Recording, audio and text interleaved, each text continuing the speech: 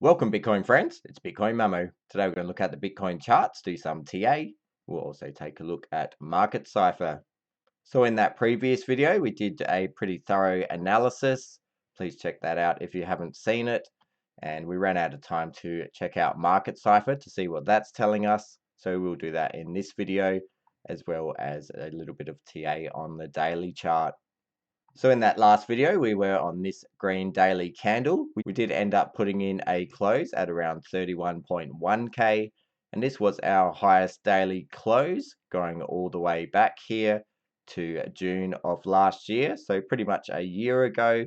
But looking at the RSI, we did actually put in bearish divergence here. We see higher highs on the price while making lower highs on the RSI. And we have seen that confirmed with the next daily candle closing red here. And currently we have pushed our way back down to 30,500.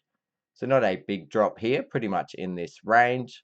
But we can also look at the stochastic RSI here on the daily.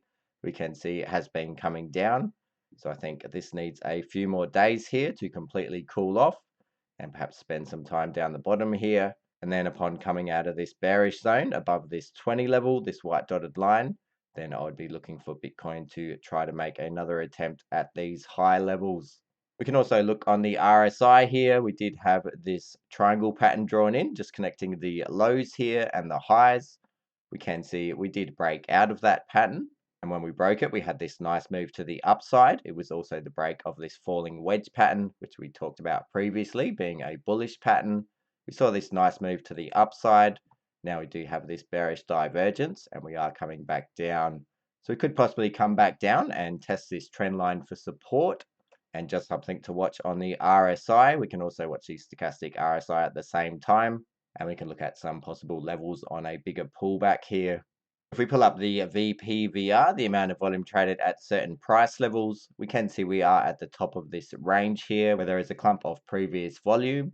Pretty much above this level, there is this gap here. So it is possible we could just spend time in a range here until we eventually see that breakout to the upside and the targets we talked about in the previous video up around 36k. And if we just look at the more immediate price action here, we can see a clump on the VPVR down to about 30k. We have wicked below it a few times, but it has been bought up. And then there is a bit of a gap here until we get to about 29.2. And the larger support area down here kicks in at around 28.5, going down to 28k. So we do have a lot of support below us. And one of the main things I'll be watching, and something we talked about in that previous video, is this daily EMA ribbon. And we can see the top of the ribbon is coming in at 29.7k and it goes down to 28.4k. And I think on a pullback, this ribbon will hold. Generally, after a breakout above the ribbon and a twist in the ribbon, where the yellow smaller moving average goes above the larger moving averages here, generally on the first pullback, we do get support from the ribbon and then we do push higher. We can also do the Fibonacci here from this move. We see that 382 fib coming in at 28.9k and the 0.5 fib at 28.1k. So generally in quite bullish markets on a pullback, we get a bounce off the 382 fib, but I'm not ruling out that we could wick down to the 0.5 fib at 28.1k or still closing daily candles inside of this EMA ribbon. But this will be the first target I'd be watching on a pullback. And again, we don't have to pull back here. We could just go sideways in this range and this ribbon could catch up with the price. But if we do see more of a bigger pullback, this is the area I'd be looking for a bounce. We can also add that with the VPVR, and we do see that big spike coming in at that 0.5 fib level, but we do also have some support here. So I'll be looking at both these targets. If we look at the daily order blocks now, we did have an order block from this red candle in an uptrend. Again, these order blocks are areas of supply and demand. It's a break in a trend, a red candle surrounded by green candles. Time was spent here and therefore volume. These areas become of interest later on when we interact with them. They can act as support or resistance levels. So do you have another smaller order block within that order block? And we can see we've wicked into it several times. It has acted as support and we're yet to close below these order blocks. To do that, we would have to close below 29,900. And if we were to start closing daily candles below in this area, I would target that 382 fib next, where we do have another daily order block. at about 29k. Further down at that 0.5 fib, we also have an order block within an order block, and that's pretty much in line with the 0.5 fib, and again, that's at about 28k. I don't expect us to go lower than this area, and again, we can look at the stochastic RSI once it has bottomed out, and looking for a close back again above that 20 level. It does give confidence that a bottom has formed on a pullback, and we can also watch that RSI on this trend line. But that's about all. Nothing much has changed here. We've just spent time in this range, confirmed that bearish divergence, and we are seeing a pullback from that now. And the other thing to note quickly here is on the weekly time frame, we have this weekly order block in blue here. And as long as we're closing weeklies above this, I don't expect us to come down further. The bottom of this order block is at 29,450. But again, we've got a while until this weekly candle closes. And over to a market cipher now. We're going to start here on the 2-hour time frame. You can see how choppy this has been in this range we've been in ever since around the 21st of June. Looking at the 2-hour market cipher here, we can see we do have a major green dot here. It has been confirmed. So perhaps we see a bounce here. Again, it's only on the 2-hour. We can't expect a major bounce. We need to see these build up on higher term time frames. The 4-hour time frame now, we see the blue wave is still coming down. It looks like it's got a bit more to go before we may see a green dot here. And perhaps we see that sometime over the next 24 hours. We see these previous green dots here have resulted in a decent bounce in the range. But again, we need to see that on the higher term time frames for a more significant move. Looking at the money flow here in the green and the red, we did come out of the red money flow here, flipped into the green. Then we did see this move to the upside. And it does look like it's curved back around with the green money flow. So perhaps we dip back into the red here for a little bit. And then on re-entering that green money flow, that may be a better entry for more of a more significant move. The 6-hour time frame is similar. It looks like it has a bit more to go till we see that green dot. And the 12-hour did get the red dot confirmed on our current candle. And we also see we made lower highs on the blue wave here compared to making higher highs on the price. So there was also bearish divergence here on market cipher, similar to the RSI. So we are seeing on the 12-hour, it perhaps needs to take a bit longer to cool off here. The daily also has a red dot. It's not confirmed until tomorrow's candle. And the 2-day doesn't have a red dot present yet. It does look like it's getting quite close. The next candle will be on tomorrow's open.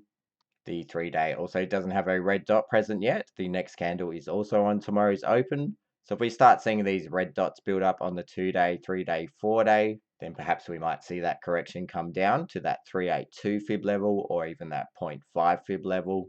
The 4-day is also quite similar, as is the 5-day time frame and the 6-day time frame also. But we see with the 6-day, it does have a bit more to go here before we may see a red dot. So it's telling me this may drag out and we may just end up going sideways in a range here. The weekly blue wave is still moving to the upside. So although we are seeing possible bearishness on that 12-hour, the 1-day, even maybe the 2-day, if we get that red dot and it gets confirmed, the more larger time frames like the weekly and the 2-week do seem like they have a bit more to go on them, which tells me we need to see all of the time frames more on a similar side. Once they are more aligned, we may see that next move to the upside. And we see with the 2-week time frame, the green dot did just get confirmed on this week's open. So there are no real clear signals here. The earliest thing we can watch for is that 4-hour green dot, which will probably come sometime in the next 24 hours, and see what sort of pump we can get out of that. If it does flow on to the 6-hour green dot and maybe even the 12-hour eventually, the momentum can shift from those smaller term time frames to be more in line with the higher term time frames. And if we do see that momentum, looking at the 3-day time frame now, perhaps it could prevent the red dot appearing on these 3 or 4-day time frames. And if we just switch to the 9-day time frame, just to get a bigger look at the previous cycles here, again, mentioned in previous videos how I think we're doing something similar to this cycle. This was the 2014 bear market, 15 consolidation, 16, 17 bull run. And I think we're in a similar spot to this area here. We came off the lows, had a nice run, got a pullback, had another push to the upside. And then we did spend a long time here consolidating, similar to what we did here. We came off the lows, had a move to the upside, a quick pullback, another move to the upside, and then we did spend a lot of time consolidating and moving down with these red candles, very similar to what we did here.